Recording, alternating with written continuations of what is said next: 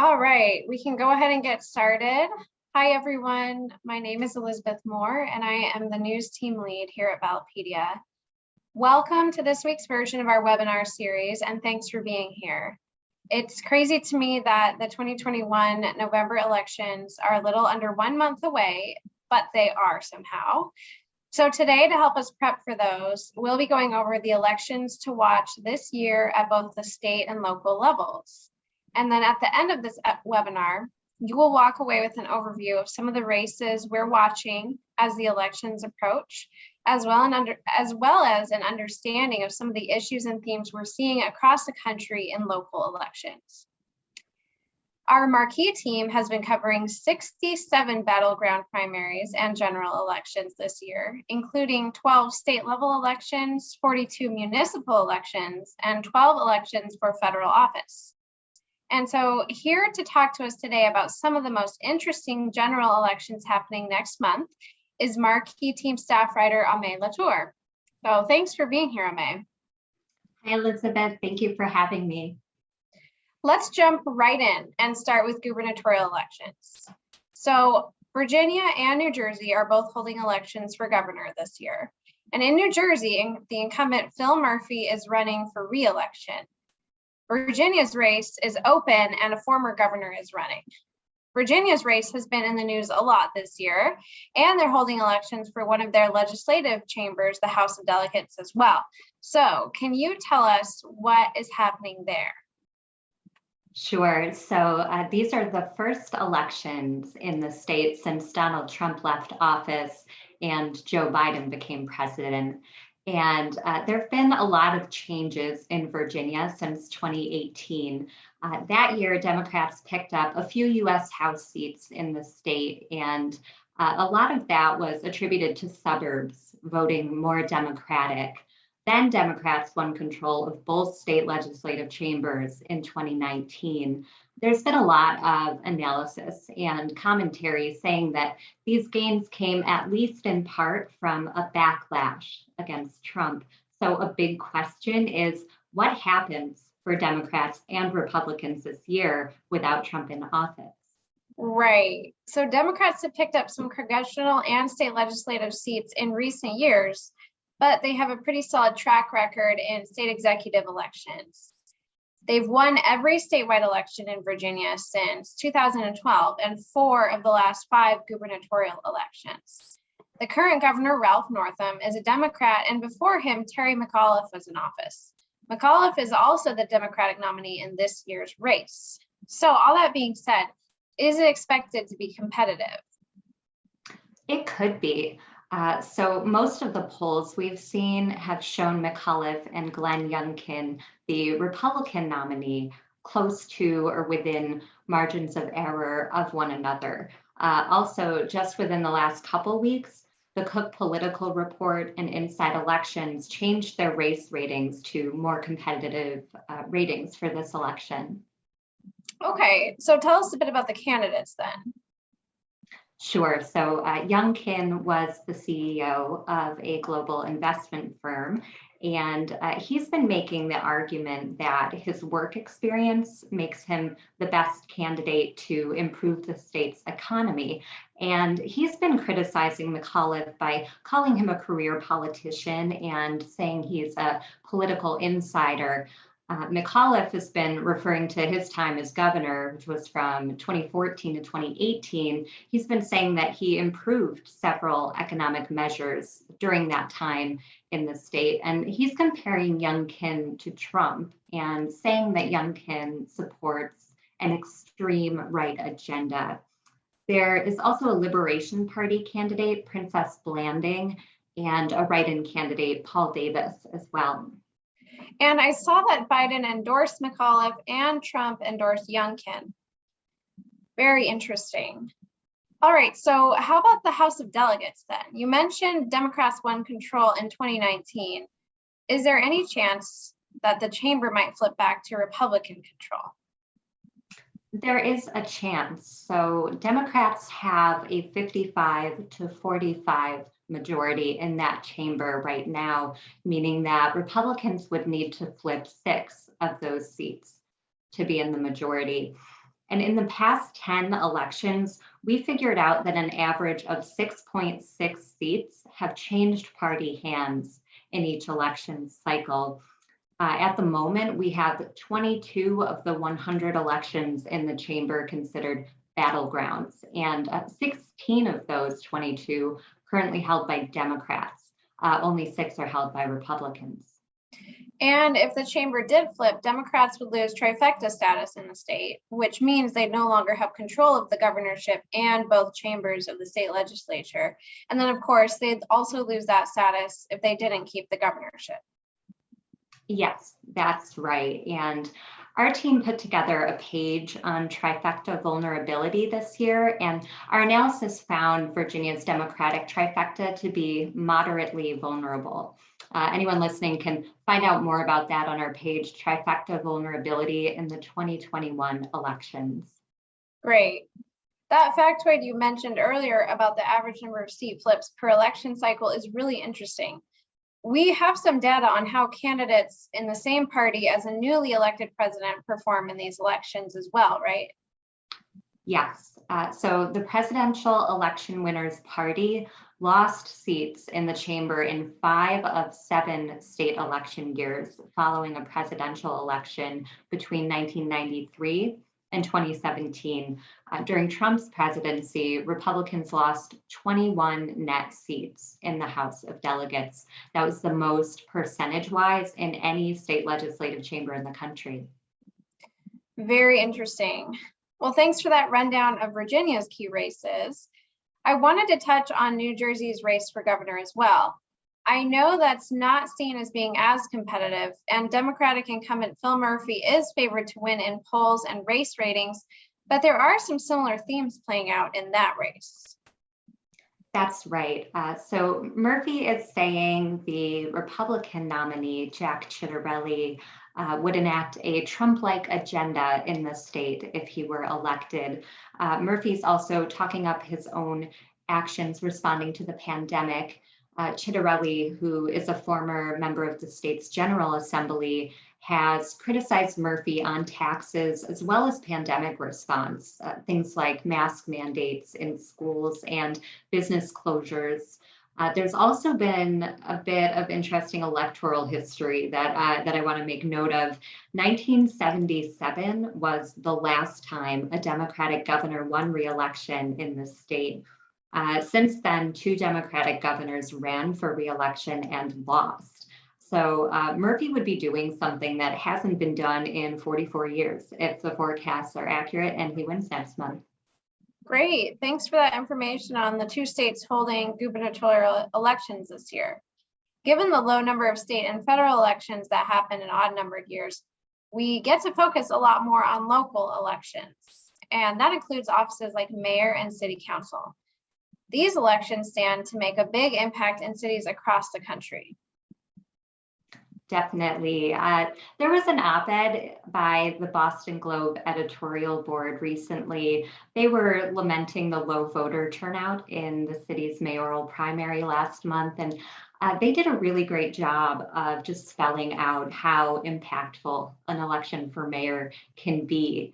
They talked about things like the mayor's role in determining availability of housing, in negotiating labor contracts with city workers, which includes the police, the mayor's role in shaping the city's business climate, and just a bunch of other things that really impact people's daily lives. So across many of the elections that we've been covering on the local level, policing and housing are major topics of debate this year.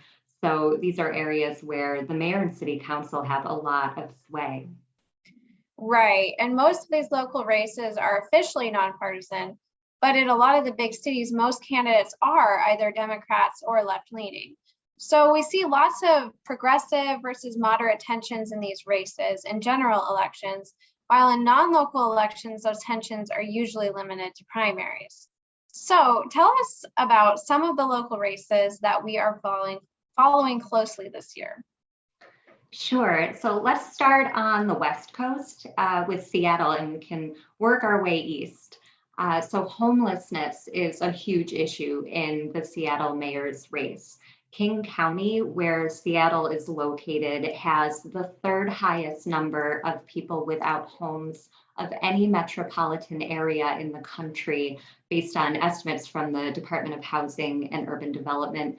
It's behind only New York City and Los Angeles City and County.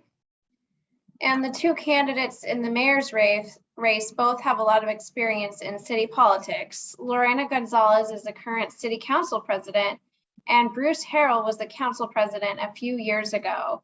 So what are they saying about homelessness and housing? Well, the big areas of disagreement are their positions on encampments and zoning. There are a lot of people living in public spaces in Seattle in places known as encampments, and both candidates want more housing for people, and they don't want people living in encampments. But Harrell has more emphasized wanting those spaces cleared and said at one point there'd be consequences for people who were offered shelter and refused to go. Gonzalez opposes that approach. And she wants to change zoning rules in the city to allow apartment buildings to be built in some neighborhoods where currently only single family homes are allowed. And Harrell has said you need community input before making zoning changes like that, and that they could have some problematic effects. Got it. Okay. And we're also following the two at-large city council races in Seattle this year, especially the seat Gonzalez currently holds. So are similar debates playing out there? Yes, they are. So both candidates in that council race support some form of zoning changes, but they have a similar disagreement on the approach to encampments, as we see in the mayoral race. Policing is also a big issue. Nikita Oliver supports diverting funds from the police department to other kinds of public safety efforts. And Sarah Nelson wants to increase recruitment and retention in the police force. Let's mention the city attorney election too. The incumbent lost in the August primary, and each of the three candidates in that primary got between 31% and 36% of the vote. So that was a tight race. Yes, it sure was. And there are some pretty big differences between the two candidates who advanced. One supports ending the prosecution of most misdemeanors, and prosecuting misdemeanors is one of the main things the city attorney's office does right now. So she's talking about overhauling what the office does. The other candidate ran as a Republican for lieutenant governor last year and said the incumbent city attorney had under prosecuted crimes in the city, and that she'd be more proactive on crime. Okay, very interesting about Seattle. Let's move east to Minnesota. There are elections for mayor and city council, and they'll use ranked choice voting. People in Minneapolis will also vote next month on an initiative that would replace the police department with a different kind of department focused on public health and safety, which could include police officers or not. That's been an issue in the mayoral race this year. So tell us a little bit about that. Sure. So the current mayor is Democrat Jacob Fry, and he's running for re-election. Now, Minneapolis is where George Floyd was killed last year, and policing was a major issue in 2017's mayoral election before last year's events. So certainly now more than ever. And that initiative you mentioned, Elizabeth, is a dividing point for the candidates.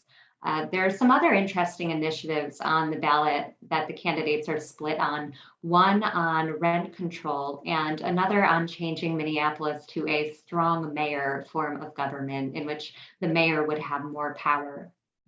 And more than a dozen candidates are running in that race, right? Right. So there was no primary election here. And like you said, this will be a ranked choice voting election. And local elections in Minneapolis are nonpartisan, but candidates can choose an affiliation to be listed with on the ballot. So we have 8 Democrats, 2 Republicans, and 7 candidates running as independents or under a different affiliation. Great, thanks. Let's continue east then and talk about Cleveland next. We have the first open mayoral race there in 20 years. That's right. So Mayor Frank Jackson, a Democrat, decided not to run for a 5th term. And again, here policing is a major topic. There are some areas of agreement between the 2 candidates. Both want to hire more police officers, for example, but some of the discussion has centered on an initiative called Issue 24 that is also on the ballot for Cleveland voters next month. And that initiative would create a civilian commission appointed by the mayor that would have some authority over department policy and disciplinary actions against officers, among some other changes that the initiative would make. So mayoral candidate Justin Bibb supports the initiative and the other candidate, Kevin Kelly, opposes it. And those candidates advanced from a primary field of 7 candidates, 5 of whom currently or previously held public office. But Bibb was one of the 2 who had not. That is right. So Kelly is the Cleveland City Council president, and Bibb is chief strategy officer for a tech company.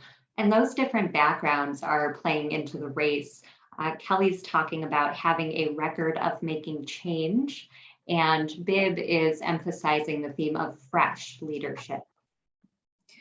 All right then, so where are we heading next on this eastward tour of local elections? Well, I will bring us right to the East Coast now with Boston's mayoral election. Boston will have its first elected female mayor after this election, either Michelle Wu or Anissa Essaibi-George. And once again, we have some progressive and moderate themes, but it is worth noting that the candidates themselves in this race have resisted those kinds of labels. All right, and the acting mayor, Kim Janey, ran in the primary and lost, right? Yes, she did. Janey became mayor earlier this year when the former mayor, Marty Walsh, became the Secretary of Labor in President Biden's cabinet. After the primary, Janey endorsed Wu in the race. All right, so tell us a bit about how the issues are playing out in Boston then. Sure, let's start with policing. Staffing and budget have been areas of disagreement. Essaibi-George opposes cutting the police department's budget and wants to hire more officers. Wu wants to reallocate some of the police department budget. She does not want to hire more officers, and she wants a non-police response team for nonviolent 911 calls. Okay, and housing policy is another major area of difference between the candidates, right? Yep, that is right. Some of the major disagreements are about possible short-term measures. So Wu supports trying to get the state legislature to lift the ban on rent control. She says the rent control approach could cause problems long-term, but that it's needed as an immediate relief effort to keep people in homes, while the city also pursues long-term solutions. Essaibi-George is opposed to rent control. She cites some of those potential long-term problems, and she says the city should focus instead on things like building more affordable housing and closing the racial wealth gap. Okay, and Mayor Janey recently put an eviction moratorium in place when the federal moratorium related to the pandemic expired. Have the candidates said anything about that?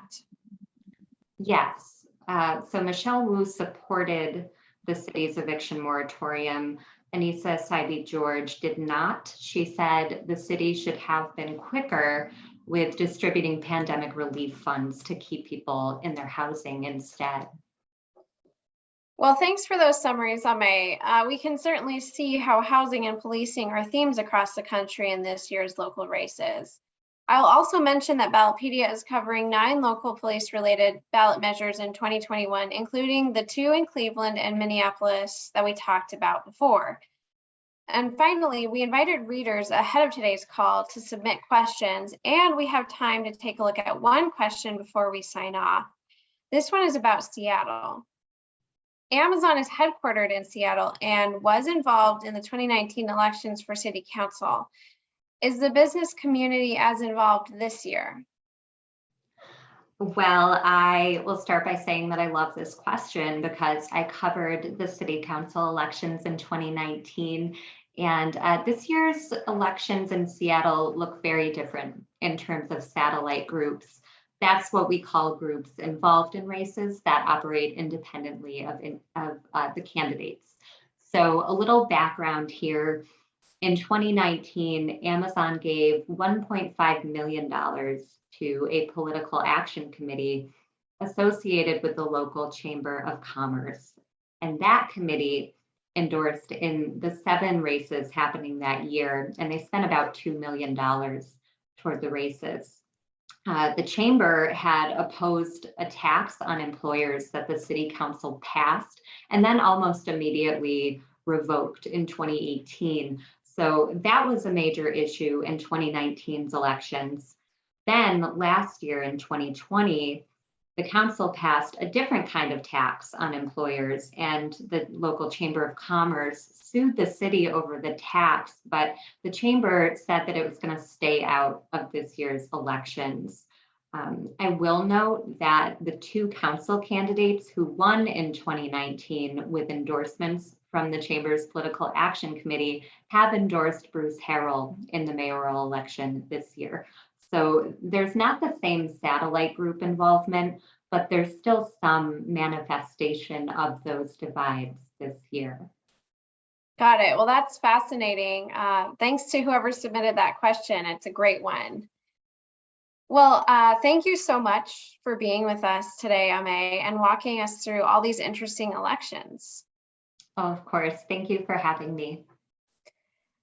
So to find out more about what will be on your ballot this November, you can visit ballotpedia.org and navigate to your sampled ballot. It's this really incredible feature that we have, which will list out all the offices up for election within our scope this year based on your address. So it's very personalized to your location. And then you can also always make a donation to make more webinars like this one possible by visiting ballotpedia.org/donate. Thank you to everyone who took the time to join us today. You'll also be receiving a link to the recording of this webinar tomorrow so you can watch it again or share it with your friends. We'll see you soon. Bye.